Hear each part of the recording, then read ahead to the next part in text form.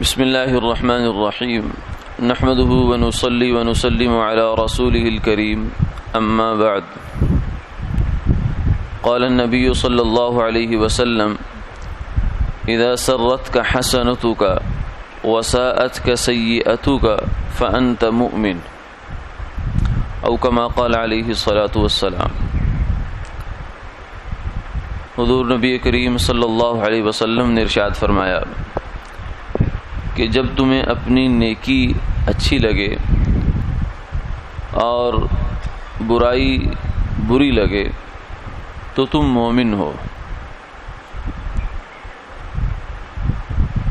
جیسے اللہ تعالیٰ نے انسان کو جسمانی اور ظاہری حصے عطا فرمائی ہیں،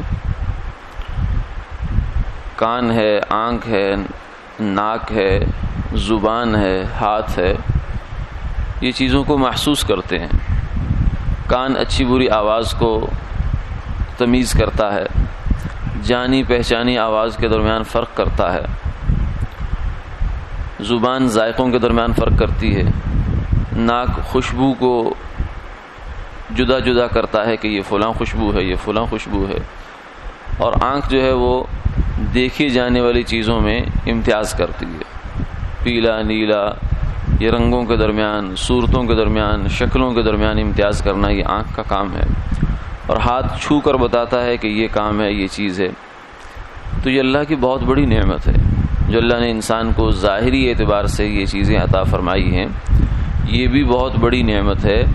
اسی طریقے سے اللہ نے انسان کے اندر ایک نعمت رکھی ہے جو اس کا دل ہے، یا کہہ لیجیے اس کا ضمیر ہے۔ آج کل کی اصطلاح میں ہم اس کو ضمیر کہتے ہیں، کہ جو انسان کو یہ بتاتا رہتا ہے کہ یہ کام اچھا ہے یا برا ہے۔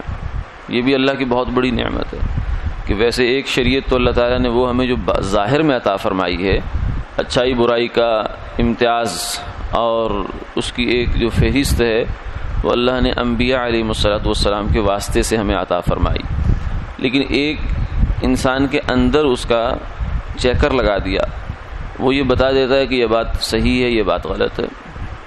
جیسے معدے میں جائے کوئی چیز، غلط جائے تو معدہ فوراً ریئیکشن کرتا ہے، صحیح جائے تو اس کو قبول کر لیتا ہے۔ تو ایسے ہی انسان جو کام کرتا ہے نیکی کا یا برائی کا، اس کا اندر ایک نظام ہے جو اس کو بتاتا ہے کہ یہ ٹھیک ہے، یہ غلط ہے۔ تو فرمایا کہ جب تک وہ نظام تمہارا درست رہے اس وقت تک اللہ کا شکر ادا کرو، تم ایمان والے ہو۔ یہ گویا کہ ایمان کی نشانی ہے کہ انسان کے اندر سے برائی کو برائی اور اچھائی کو اچھائی سمجھا جائے، اور جب یہ چیز ختم ہو جائے تو پھر اللہ سے پناہ مانگنی چاہیے اس حالت سے جہاں انسان ایسی حالت میں پہنچ جائے کہ اس کو اپنی برائی برائی نہ لگے، اچھائی اچھائی نہ لگے۔ اس کا مطلب یہ بندہ معذور ہو گیا۔ جیسے کوئی انسان، اس کی زبان کا ذائقہ ختم ہو جائے، اس کو کڑوی چیز کا پتہ نہیں ہے، میٹھی کا پتہ نہیں، نمکین کا پتہ نہیں، مرچیلی کا پتہ نہیں ہے، تو اس کا مطلب ہے کہ یہ قابل رحم حالت میں پہنچ گیا۔ اس کے لیے دعا کرنی چاہیے کہ اس کو اللہ یہ حس اپنی واپس لوٹا دے، ورنہ تو یہ مصیبت میں پڑ جائے گا۔ جیسے بعض دفعہ کچھ لوگوں کو شوگر کی وجہ سے پاؤں کی حس ختم ہو جاتی ہے، تو پاؤں سینکتے سینکتے بعض دفعہ پاؤں جلا بیٹھتے ہیں، ان کو پتہ ہی نہیں چلتا کہ تکلیف میں چلے گئے۔ تو ایسے ہی جو انسان گناہ کے حوالے سے، نیکی کے حوالے سے بے حس ہو جائے، وہ پتہ نہیں کیا کر بیٹھے گا۔ سرکار دو عالم صلی اللہ علیہ وسلم نے فرمایا کہ آدمی جب گناہ کرتا ہے تو دل اس کا سفید ہوتا ہے، جیسے نور کا کوئی ٹکڑا ہے، نور کی کوئی چیز ہے، دل ایسے سفید ہوتا ہے۔ جب آدمی گناہ کرتا ہے تو ایک دھبا اس پر لگ جاتا ہے۔ یہ سفید کپڑے پہ آپ ہلکا سا ڈراپ سیاہی کا ڈال دیں تو اس پر وہ نشان پڑ جائے گا۔ پھر جب اگر توبہ کر لی تو فرمایا وہ دوبارہ صاف ہو جاتا ہے۔ اس لیے حدیث پاک میں آتا ہے کہ جب تم سے کوئی غلطی ہو جائے، کوئی گناہ ہو جائے، نافرمانی ہو جائے اللہ کی، تو فوراً توبہ کیا کرو، توبہ میں دیر نہ لگاؤ، تاکہ وہ توبہ اس نیکی کو ختم کر دے۔